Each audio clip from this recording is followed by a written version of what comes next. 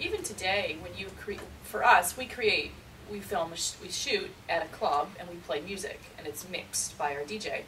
But we can't release anything on YouTube that has music that's been copywritten. So even it presents a real problem, even if it's background music. Matter of fact, I just released a couple of our videos, and it asks you on YouTube if you want to release it to generate ad revenue.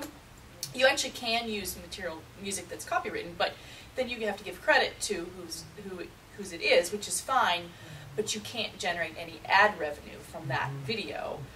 So it's become very challenging to find royalty-free music, that we play in the background, which is so low that you barely can hear it, or just to find enough general royalty-free music, or get friends that have music that is good to use in videos. So this is a real, it's hard. One recommendation I would have is have lots of friends who are musicians, because most of the musicians I know are starving. Okay? And it's not like, and they're actually very, really talented people, excellent quality. So before you start, I would recommend saying, okay, here's what I'm doing. I'd like to hear samples of types of music. And I was working with a short, and we did that with this guy who's a software programmer in Silicon Valley. He wants to compose music, and he had a singer, she could sing. And I said, why don't you do it? Because it's better than trying to, well, we can't use other people's music. So he composed the music, she sang it, and I went to critiqued it, and after about 2 or 3 critiques, it came out really beautifully. And now, so then you could actually form your music with the video. So that's what I would do if I were you. It's easier. And then make sure you sign the rights on who owns what for the music, and how much you can use it in your different permutations. But it's more fun, frankly. You have to do in writing because it's a copyrightable work, so any agreement would have to be written. Right. So, I found it, instead of like going through searching through libraries and trying to music and all these, no, this doesn't work. I just sat down with the composer and the singer. We just did it together, and that was a lot of fun. They sent it to me, and I listened to it over there, and then she sang, and then I listened. I said no, and they had it time clocked, and I said no. Second 15, 18, 20 is no good. I want this. So they re-sang it and re-edited it, and it came out really well. And I got to work in the music composition business with them, and it worked really well. So I would do that. So you protect people's rights, and then work with. You can work with one. Depends how many types of music you have. Sometimes I think it's better to have one musician than you have to get. There's a lot of competition if you can find somebody who can do all the different kind of music. Sometimes you have to get 2 or 3. Then it gets more complex because there's a lot of rivalry there. Because I know they said, "Are you going to get any composer?" I said, "No." They go, "Good." And I'm the only one. And then you can do it as a unity, not patchwork with different musicians. Roger was making an interesting point. He mentioned this injunction in Brazil, and that's another thing to be especially wary of in any agreements that you have with either talent or content providers of any sort, any creative people, to explicitly say in your agreements with them that they do not have a right to enjoin the film or whatever your work is in the event of a dispute, but rather they're limited to damages that is money damages in the event of a dispute, because otherwise you can have someone who does have injunctive rights to stop something from being shown, or rights to stop a production from continuing, that very frequently goes along with intellectual property rights, is the ability to enjoin, unless you have somebody expressly waive that. That's really interesting to me, because from everything I've seen millions of times, it's usually the other way, that they insist that they have the darn injunction clause. So insist that they be able to enjoin? Yeah. If you redline that out, the deal's over. Well, I don't know. I don't think there's any film distributor, for example, that or any film producer that would allow that to exist in a contract.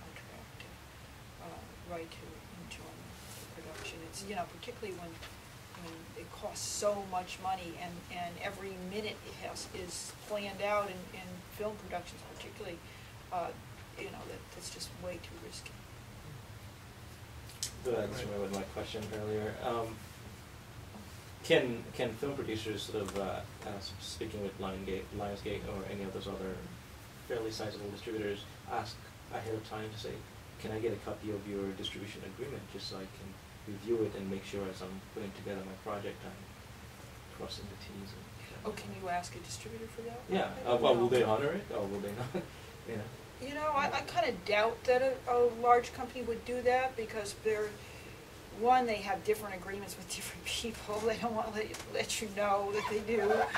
Okay. You know, these agreements evolve. I would say you probably wouldn't be that successful with a large company doing that. You might with a smaller company where you were, you know, had a more equal relationship and both trying to build a business or something. It might be, you know, a good thing to try to do. Oh, okay. Okay. But if you With could. somebody who controls a market or is a big player, I think that's highly unlikely to be able to do that. But I just imagine that if you could and you had that as your target Right.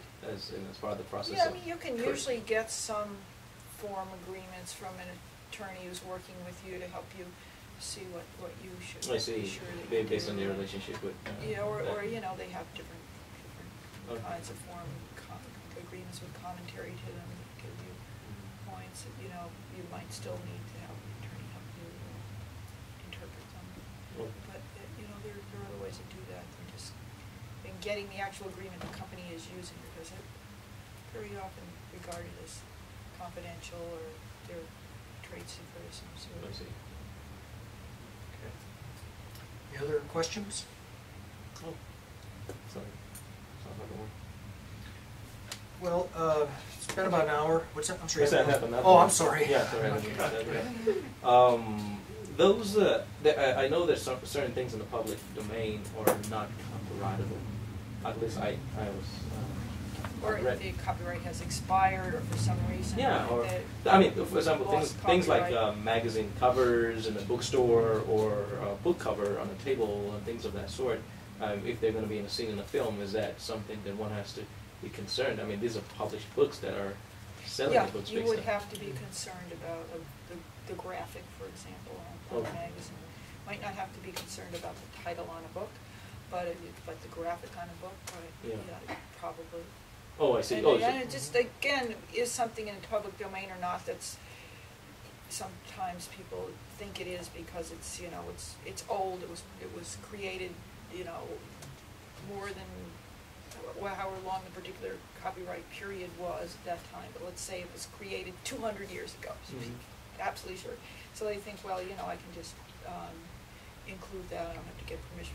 It might be you know, a new rendition of it. You didn't know somebody had made some changes to it and there's a copyright in some recent composition or something. So it's not always easy to say something's in public domain given Oh. the age of it. Yeah, I mean, this example you're saying, are you speaking specifically of something visual or just even just the That name? was the idea of something visual. Visual, okay. I think you're probably talking about titles themselves, which are not copyrightable and Yeah, can be titles like the reused, Wall and Street Journal, people someone can- saying something can like use that. the same title over and over Okay, again. Wall Street Journal. I'm depending not on sure this. Wall Street Journal falls in that category. Yeah.